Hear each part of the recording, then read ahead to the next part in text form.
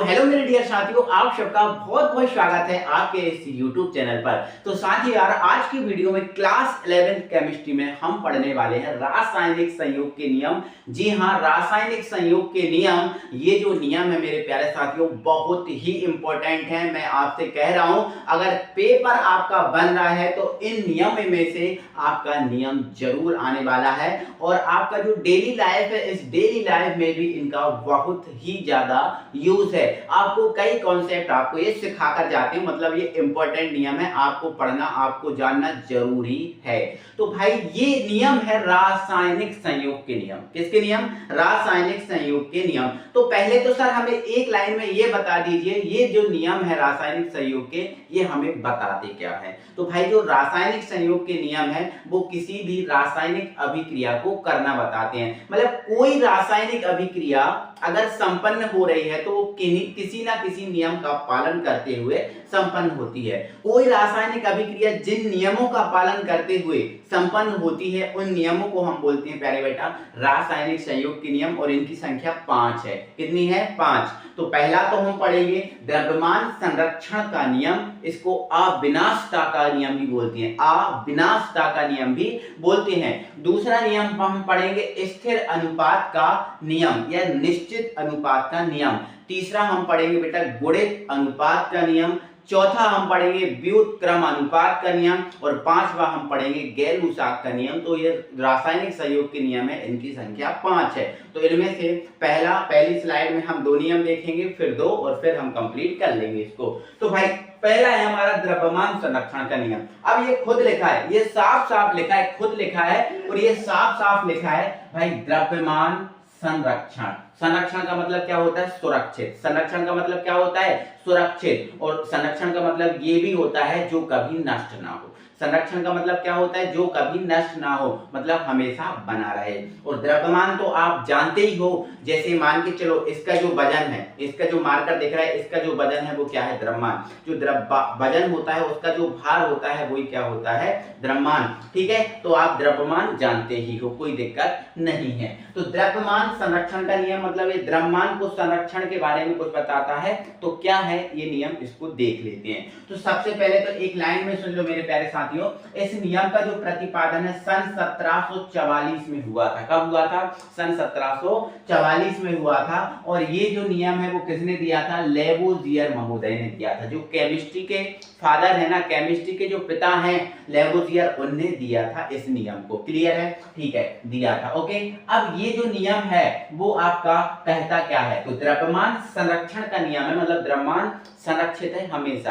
तो ये नियम कहता है प्यारे साथियों, एक लाइन में आपको याद ही हो जाएगा, किसी अभिक्रिया में, कोई भी अभिक्रिया हो, द्रव्यमान को ना उत्पन्न किया जा सकता है और ना ही नष्ट किया जा सकता है। आप 2 लाइनों को देखो, ना उत्पन्न किया जा सकता है और ना नष्ट किया जा सकता है। तो सर ये उत्पन्न नहीं किया जा सकता, नष्ट नहीं किया जा सकता, तो फिर ये परिवर्तित कैसे हो जाता है? तो परिवर्तित करने के बारे में उन्होंने लिखा है, इसे केवल एक रूप से दूसरे रूप में बदला जा सकता है। इसको नष्ट नहीं किया जा सकता, इसको उत्पन्न नहीं किया जा सकता, इसको केवल एक रूप से हम दूसरे रूप में बदल सकते हैं। आइए एग्जांपल के थ्रू मैं समझाता हूं। जैसे मेरे प्यारे साथियों, मेरे पास ये मोमबत्ती है। मेरे पास ये क्या है बेटा? ये मेरे पास है मोमबत्ती। ये है मोमबत्ती, और ये मोमबत्ती मेरे प्यारे साथियों 100 ग्राम की है। कितने ग्राम की है? 100 ग्राम की। ठीक है सर, 100 ग्राम की है। जब इस मोमबत्ती को मैंने प्यारे साथियों जलाया, जब मैंने इस मोमबत्ती को जलाया, 100 ग्राम की मोमबत्ती है, तो जब मैं जलाऊंगा तो भाई किसी भी पदार्थ को जब जलाया जाता है तो उसमें कार्बन निकलता है। क्या निकलता है? कार्बन। और वो कार्बन किस रूप में निकलता है? तो वो कार्बन CO2 मतलब कार्बन डाइऑक्साइड के रूप में निकलता है। किसके रूप में? Carbon dioxide. ये कार्बन डाइऑक्साइड। क्लियर? ठीक है। अब मैं इस मोमबत्ती को जलाऊंगा, क्या ये मोमबत्ती पिघलेगी नहीं? क्या ये मोमबत्ती पिघलेगी नहीं? बिल्कुल पिघलेगी। मतलब इस मोमबत्ती के अंदर से जल वाष्प भी बनेगी। क्या बनेगी? जल वाष्प। जल वाष्प का मतलब क्या है? जैसे आप पानी को गर्म करते हो तो भाप बनती है, तो वो भाप ही है जल वाष्प। तो कार्बन डाइऑक्साइड बन गई, जल वाष्प बन गई। क्या इसके बाद हमने देखा कि मोमबत्ती जो 100 ग्राम की थी, जिसमें से 20 ग्राम जो था, 20 ग्राम जो है वो मोम, 20 ग्राम क्या है बेटा, ये मोम है, वो पिघल के नीचे एकत्रित हो गया। तो अब अभी आपने बताया सर द्रव्यमान नष्ट नहीं होता, द्रव्यमान उत्पन्न नहीं किया जा सकता, फिर 100 ग्राम की मोमबत्ती 20 ग्राम की कैसे बची? तो मेरे प्यारे साथियों, इसमें कार्बन डाइऑक्साइड बनी, इसमें जल वाष्प बनी, तो भाई 40 ग्राम मान लेते हैं यहां पर कार्बन डाइऑक्साइड बन गई, 40 ग्राम मान लेते हैं इसमें से जल वाष्प बन गई, टोटल ऐड करो 100 हो जाएगा। 40 और 40 80 और 20 100। तो कहां नष्ट हुआ? वो तो कार्बन डाइऑक्साइड और जल वाष्प में बदल गई और बाकी 20 ग्राम बच गए। तो कहां परिवर्तित हुआ? ये जितना था उतना ही है, बस एक रूप से दूसरे रूप में परिवर्तित हो गया। हमारे घर में लकड़ी का किवाड़ लगा है, लकड़ी का किवाड़ लगा है, ये 20 किलो का है। कितने का है? 20 किलो का। लेकिन जब हमने उसको लकड़ी को काटा था तो 1 क्विंटल की लकड़ी हमने काटी थी और गेट कितने का बचा? 20 किलो का। सर 80 किलोग्राम कहां गया? तो बेटा आपने उसको काटा, छीला, सुखाया, वहां चला गया, वहां परिवर्तित हो गया। आप तो खुद सोच लो, आपने माइंड में कौन सी चीज है ऐसी जो नष्ट हो जाती है? ऐसी कोई सी भी चीज नहीं है जो नष्ट हो जाए, उसका द्रव्यमान नष्ट हो जाए, ऐसी कोई सी भी चीज नहीं। समझ रहा है? उसको एक रूप से दूसरे रूप में बदल सकते हैं, ऐसा कुछ नहीं है जो नष्ट हो जाए। एक रूप से दूसरे रूप में बदला जाएगा, वो कभी नष्ट नहीं होगा। तो ये द्रव्यमान संरक्षण का नियम है। एग्जाम्पल में आप क्या लिखोगे? अब मैं बोल रहा हूं, आप सुनना। जब मोमबत्ती को जलाया जाता है तब मोमबत्ती नष्ट नहीं होती, बल्कि कार्बन डाइऑक्साइड CO2 व जल वाष्प में परिवर्तित हो जाती है। ये इसका उदाहरण है, ये इसकी थ्योरी है, ये नियम होता है। आगे बढ़ेंगे, अगले नियम पे बात करेंगे। और अगला नियम मेरे प्यारे साथियों है स्थिर अनुपात का नियम। यहां देखो शब्द लिखा हुआ है स्थिर। शब्द क्या लिखा हुआ बेटा? स्थिर। मतलब यहां पर कोई चीज स्थिर रहती है हमेशा। आप उदाहरण सुनो, पहले आप उदाहरण सुनो। आप बताओ जल, ये रखा मेरे पास जल, ये रहा मेरे पास क्या बेटा? जल। और जल का सूत्र क्या होता है बेटा? H2O। क्या होता है जल का सूत्र? H2O। आप जल को कहीं से प्राप्त करो, चाहे कुआं से प्राप्त करो, चाहे नल से प्राप्त करो, चाहे आप नदी से प्राप्त करो, चाहे आप समुद्र से प्राप्त करो, चाहे आप नाली से प्राप्त करो, चाहे आप नाले से प्राप्त करो, जल को कहीं से भी प्राप्त कर लो, जल का सूत्र तो यही होगा। जल का सूत्र तो यही होगा। बोलो हां कि ना? तो आप बोलोगे बिल्कुल सर यही होगा। तो जब जल का सूत्र यही है तो इसमें उपस्थित तत्व कौन है जल के सूत्र में? H और O। तो H का अगर भार निकालें तो H का एक H का भार 1 होता है, 2 H का भार कितना हो गया? 2। और ऑक्सीजन का भार कितना होता है? 16। ऑक्सीजन का भार 16 ही होता है, परमाणु क्रमांक 8, तो भार दोगुना होता है। अनुपात निकालेंगे तो 2:16, या इसको हम सरल कर देंगे तो 1:8। 1:8। तो मैं आपसे यह कह रहा हूं जल को आप कहीं से प्राप्त कर लो, इसमें उपस्थित तत्वों का भार हमेशा यही होगा। क्योंकि जल को कहीं से प्राप्त करोगे तो सूत्र तो यही होगा जल का, और जल का सूत्र यह है तो उसमें उपस्थित तत्वों का भार हमेशा 1:8 या 2:16 ही रहेगा, कुछ भी कर लो। इसी प्रकार ये रहा हमारे पास CO2। क्या रहा? CO2। अब CO2 को आप दुनिया में से कहीं से प्राप्त कर लो, चाहे लकड़ी को जला के प्राप्त कर लो, चाहे पॉलीथीन को जला के प्राप्त कर लो, चाहे मोटरसाइकिल के धुएं से निकल रहा है वहां से प्राप्त करो, चाहे फैक्ट्री में जल रहा है जो व्यर्थ पदार्थ है उनसे प्राप्त कर लो। आप कहीं से प्राप्त कर लो CO2 कार्बन डाइऑक्साइड को। इसमें उपस्थित तत्वों का भार C कितना है? 1, तो इसका भार कितना होगा? 12। और O कितना है? 1 का 16, 2 O है तो कितना हो जाएगा? 32। 4 से काट देंगे, 4 तिया 12 और 4 8 32। तो कार्बन डाइऑक्साइड को कहीं से प्राप्त कर लो, उसमें उपस्थित तत्वों का भार हमेशा यही आएगा। ठीक है। आप मेथेन दे दिया, ये मेथेन गैस आप कहीं से प्राप्त करो, ये मेथेन का सूत्र है। इसको कहीं से प्राप्त करो, इसमें उपस्थित तत्वों का भार 4 3:1 यही आएगा, चाहे उसको कहीं से ही प्राप्त करो। तो ये नियम स्थिरता के बारे में बताता है। और क्या कहता है, देखो पहले तो ये सुन लो, जोसेफ प्राउस्ट ने इस नियम का प्रतिपादन किया था। जो वैज्ञानिक है बेटा, ये ऑब्जेक्ट में आपसे पूछे जाते हैं, इनको याद रखना।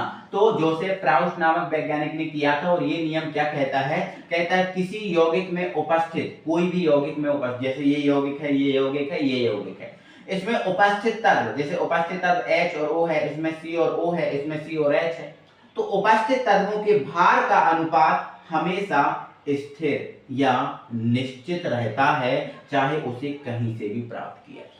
ये नियम बताता है। एग्जाम्पल आप ये है, आप H2O को दुनिया में से कहीं से प्राप्त कर लो, उसमें उपस्थित तत्वों का भार हमेशा 1:8 आएगा।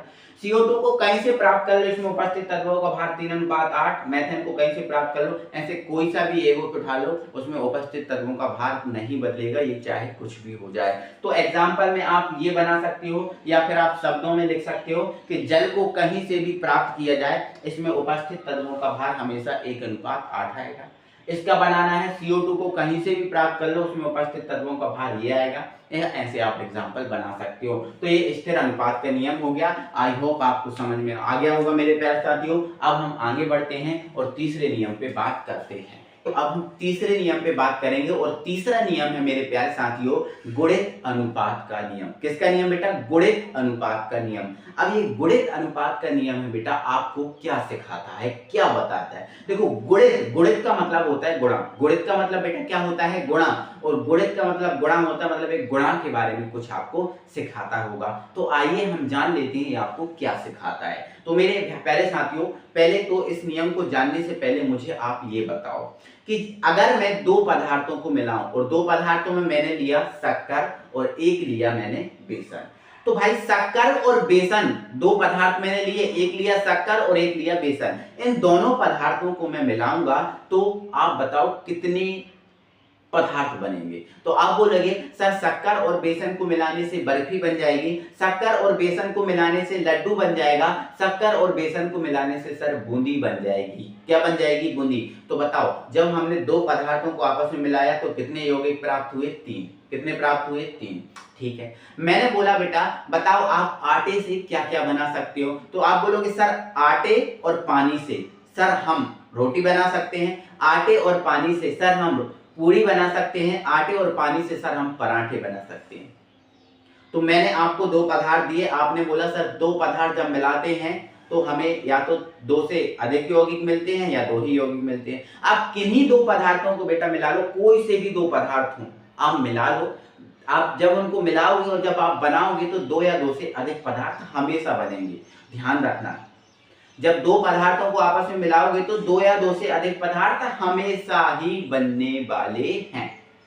अब 2 या 2 से अधिक पदार्थ तो बनेंगे, लेकिन सर इसमें ध्यान रखना मेरे प्यारे साथियों, जब 2 या 2 से अधिक पदार्थ मिलेंगे तो 2 या 2 से अधिक यौगिक मिलेंगे बनेंगे। जब दो पदार्थों को मिलाओगे तो 2 या 2 से अधिक यौगिक बनेंगे, लेकिन इनमें बेटा एक पदार्थ की मात्रा हमेशा निश्चित या स्थिर रहती है। जैसे बेसन और शक्कर मिलाया, आपने लड्डू बनाया, बुनी बनाया, बर्फी बनाया, लेकिन इसमें एक पदार्थ जो शक्कर है उसकी मात्रा तो निश्चित होगी, क्योंकि मीठापन तो निश्चित है। चाहे लड्डू का मीठापन हो, चाहे बूंदी का हो, चाहे बर्फी का, मीठापन तो स्थिर है, मीठापन तो बदलेगा नहीं। तो भाई शक्कर की मात्रा नहीं बदलेगी, लेकिन बेसन की मात्रा कम ज्यादा करने से लड्डू, बर्फी या फिर नुक्ती बन जाती है।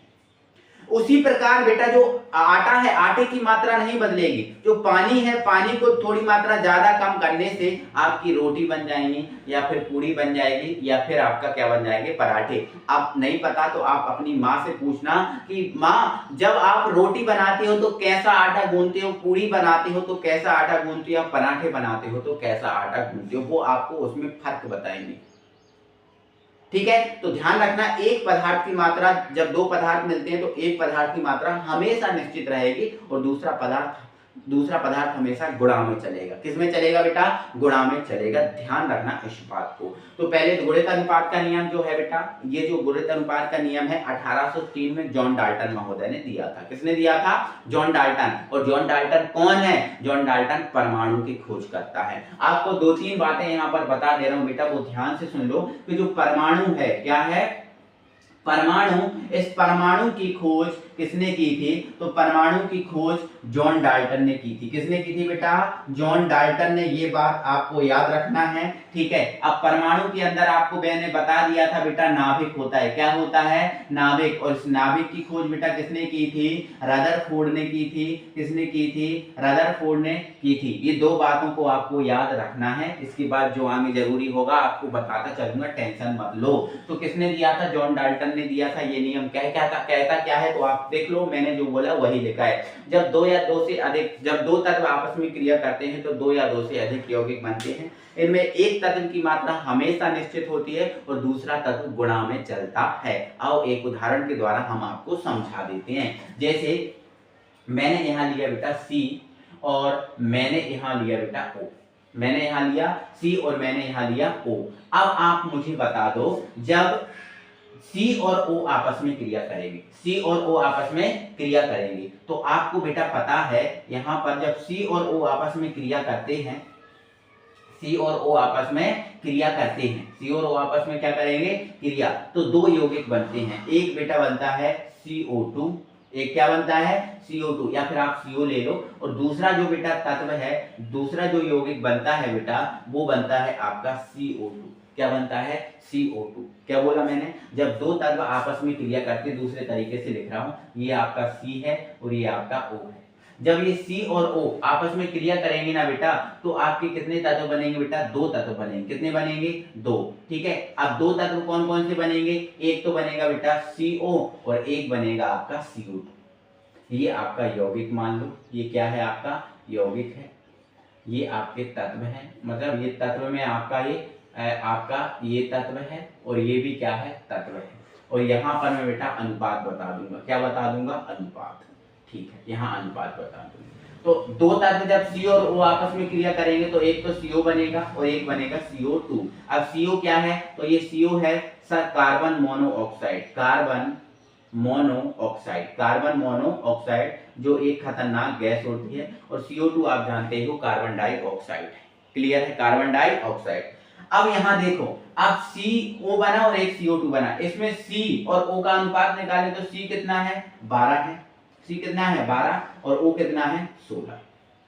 इसमें C कितना है? तो C एक ही है तो 12 ही होगा। और इसमें O कितना है? 2 है तो 16। एक का 16, 2 का कितना हो गया? 32।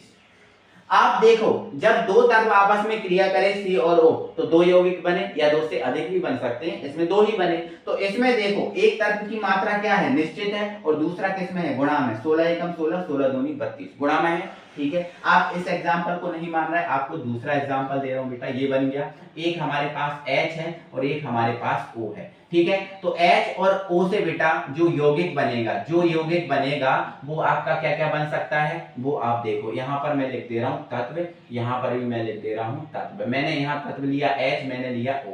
मैंने यहां लिया H, मैंने लिया O। ठीक है। जब H और O क्रिया करेंगे तो बेटा H2O बनता है और एक बनता है H2O2। ये होता है बेटा हाइड्रोजन परऑक्साइड। क्या होता है? हाइड्रोजन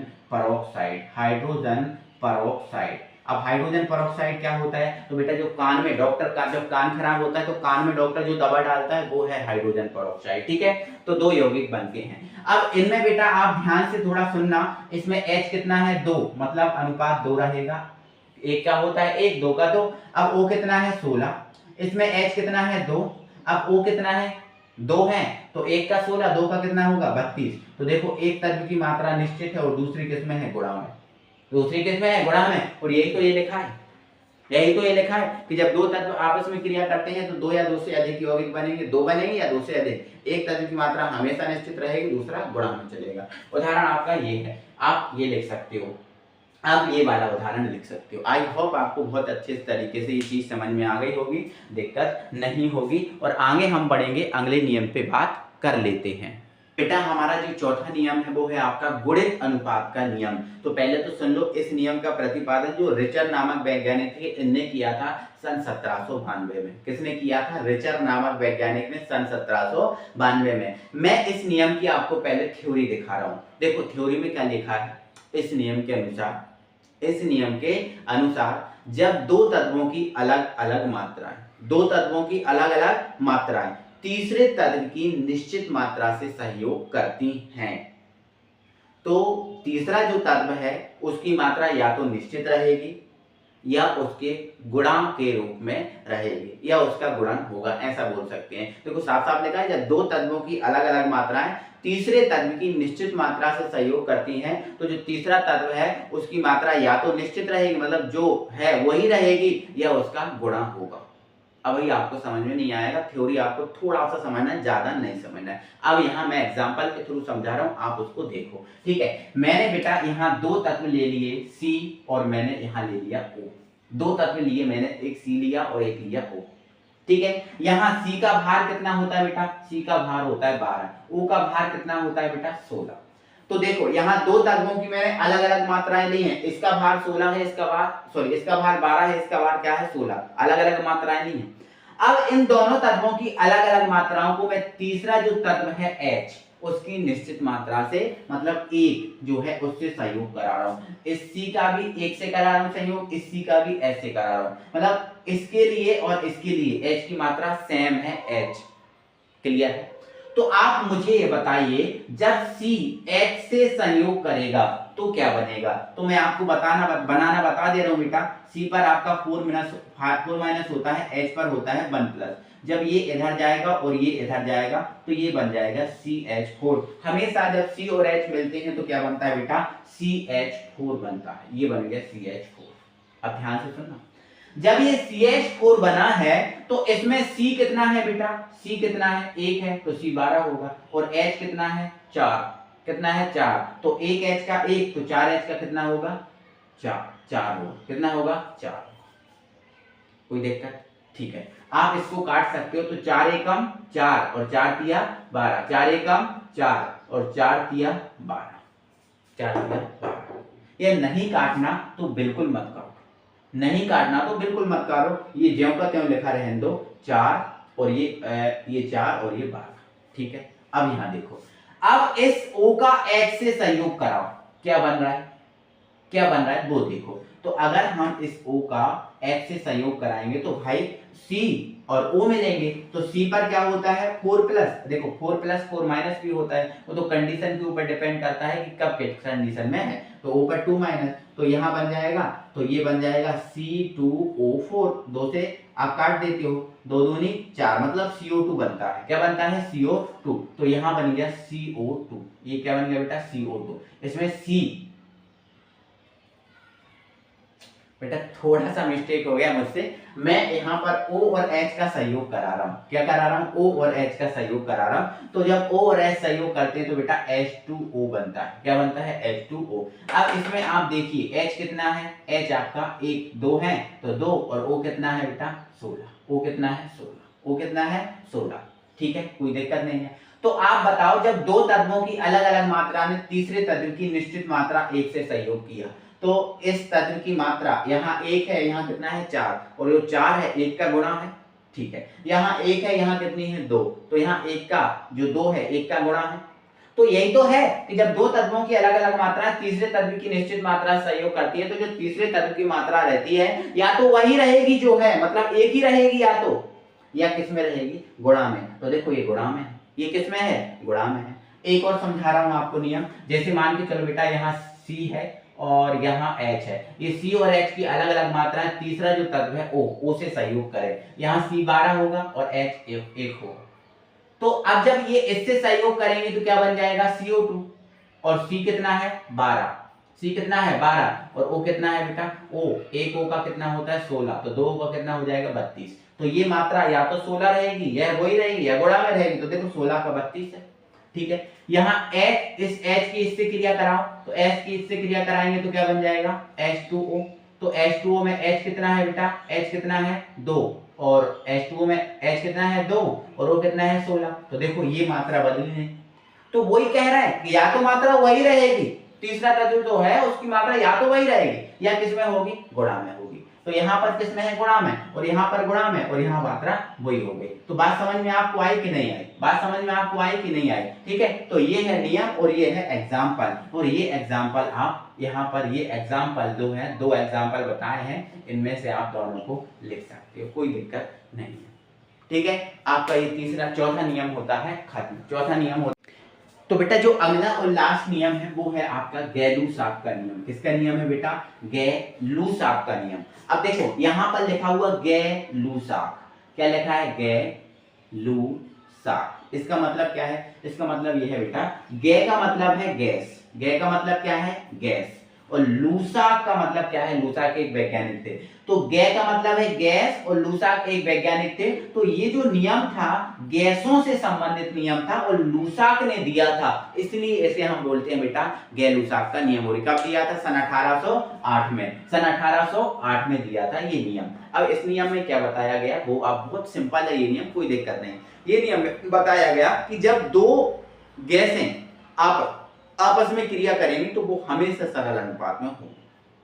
जब दो गैसें आपस में क्या करेंगी? क्रिया करेंगी तो वो हमेशा सरल अनुपात में होंगी। और सरल अनुपात वो होता है जो कटे ना। जैसे मान के चलो मैंने 1/2 लिख दिया, क्या ये अनुपात कट रहा है? नहीं, नहीं कट रहा, तो ये सरल अनुपात है। मैंने यहाँ लिख दिया 2:4, क्या ये अनुपात कट रहा है? हाँ सर, 2 एकम 2, 2 दूनी 4, ये कट रहा है, मतलब ये सरल अनुपात नहीं, सरल अनुपात नहीं है। ठीक है, जो अनुपात कटे ना वो सरल होता है। जैसे 3:4 मैंने 4 लिख दिया, क्या ये कट रहा है? नहीं, तो ये सरल है। मैंने लिख दिया 4:12, ये कट रहा है? और बोलोगे सर हाँ, 4 एकम 4, 4 तिया 12, कट रहा है, तो ये सरल नहीं है। तो जो अनुपात कटता नहीं है वो सरल होता है। तो ये नियम में बोला गया कि जब 2 या 2 से अधिक गैसें आपस में क्रिया करती हैं तो हमेशा सरल अनुपात में होती हैं, और अगर इनसे बना हुआ उत्पाद भी गैस है तो वो भी इनके सरल अनुपात में होगा। अब वो कैसे, आपको मैं देखो बहुत अच्छे एक एग्जांपल से आपको समझा रहा हूं, ध्यान से सुनना मेरे भाई। जैसे यहां पर देखो H2 है और यहां पर लिखा है Cl2, ये लिखा है Cl2, और इन दोनों से प्राप्त हुआ है HCl। HCl यहाँ पर बैलेंस करने के लिए 2 लगाना पड़ेगा। क्या लगाना पड़ेगा? 2, क्योंकि बैलेंस करना आपको बताया था। यहाँ H2 है, यहाँ Cl2 है, तो आगे हमने लगा दिया 2। अब यहाँ H 1 है, Cl कितना है? 1 है, और HCl कितना है? 2। तो आप इनका अनुपात देखो, अगर इन दोनों का अनुपात निकालें तो 1, ये 1 है और ये भी क्या है? 1, तो ये अनुपात क्या है? 1:1। बोलो कौन सा अनुपात है? क्या ये कट रहा है? नहीं, तो ये सरल अनुपात है। क्या है ये? सरल अनुपात है। कौन सा अनुपात है? सरल। अगर इन दोनों का इस 2 के साथ अनुपात निकालूं, इस 2 के साथ अनुपात निकालूं तो ये जो अनुपात बनेगा 1:1:2, क्या ये सरल है? हाँ बोलोगे सर ये भी सरल है, ये भी क्या है? सरल है। अगर ये तीनों, ये अगर दोनों सरल अनुपात में है, इसका मतलब ये भी गैस है और ये भी गैस है। तो हमने बोला जब 2 गैसें क्रिया करती है तो वो सरल अनुपात में रहती हैं। तो अगर ये सरल अनुपात में है मतलब ये गैसें हैं, और अगर इनका अनुपात इसके साथ भी सरल है तो ये भी क्या है? गैस। तो जब हमने इन दोनों का इस 2 के साथ अनुपात निकाला तो ये अनुपात भी कौन सा अनुपात निकला? सरल अनुपात निकला। कौन सा अनुपात निकला बेटा? सरल अनुपात निकला, क्योंकि ये 1:2, ये कट रहा है क्या? नहीं, तो ये भी सरल अनुपात है, ये भी सरल अनुपात है, मतलब ये भी क्या है? गैस होनी चाहिए। तो यही बोला था, जब 2 गैसें आपस में सहयोग करेंगी तो हमेशा सरल अनुपात में होंगी, कुछ भी कर लो। आप एग्जांपल एक और दे रहा हूं, जैसे ये लिखा है N2 और ये लिखा है बेटा 3H2 और ये लिखा है 2NH3। अब आप पता कर लो ये गैस है, द्रव है या ठोस है। अगर सरल अनुपात होगा तो गैसें होंगी और नहीं होगा तो गैसें नहीं होंगी। तो आप देखो ये कितना है? 1 और ये कितना है? 3, तो इनका अनुपात क्या है? 1:3। क्या ये सरल अनुपात है? तो आप बोलोगे हाँ सर 1:3 सरल है, क्योंकि ये नहीं कट रहा। और ये कितना है? 2। अब इनका इसके साथ निकालो, तो इसका इसके साथ निकालेंगे 1:3:2, ये इन दोनों का इसके साथ निकाला, तो क्या ये सरल है? क्या ये सरल है? बिल्कुल सर ये नहीं कट रहा, मतलब ये भी सरल है। तो ये कौन सा अनुपात है? सरल अनुपात है, सरल अनुपात है। अब तीनों सरल अनुपात में है, मतलब ये भी गैस है, ये भी गैस है और ये भी क्या है? गैस है। ये भी क्या है? गैस। तो ये नियम यही कहता है कि जब 2 तत्व आपस में जब 2 या 2 से अधिक गैसें आपस में क्रिया करती हैं तो वो हमेशा सरल अनुपात में होती हैं, और अगर इनसे बना हुआ पदार्थ भी गैस है तो वो भी इनके सरल अनुपात में होगा। तो इनका सरल अनुपात मतलब गैस। अगर ये गैस होगा तो इन तीनों का अनुपात भी क्या होगा? सरल। तो हमने देखा कि इन तीनों का अनुपात भी सरल है, मतलब ये भी क्या होगा? गैस। ये नियम है। तो ये रासायनिक संयोग के बेटा 5 नियम मैंने आपको समझाए। आपको वीडियो कैसा लगा? एक बार कमेंट बॉक्स में कमेंट करके जरूर बताना, और वीडियो अच्छा लगा है ना मेरा प्यार भाई तो वीडियो को लाइक जरूर करना, क्योंकि हमको भी वीडियो बनाने में मेहनत लगती है। और ज़्यादा ज़्यादा फ्रेंड सर्कल में वीडियो को शेयर करके हमारे सपोर्ट करना, क्योंकि ये जो व्हाइट बोर्ड दिख रहा है, ये व्हाइट बोर्ड को अपने जल्द ही स्मार्ट बोर्ड में बदलना है, और ये सब आपकी ही बदौलत है, आपके ही हेल्प से हो सकता है पॉसिबल। तो फिर ठीक है भाई, मिलते हैं अगली वीडियो में, तब तक के लिए थैंक यू वेरी मच।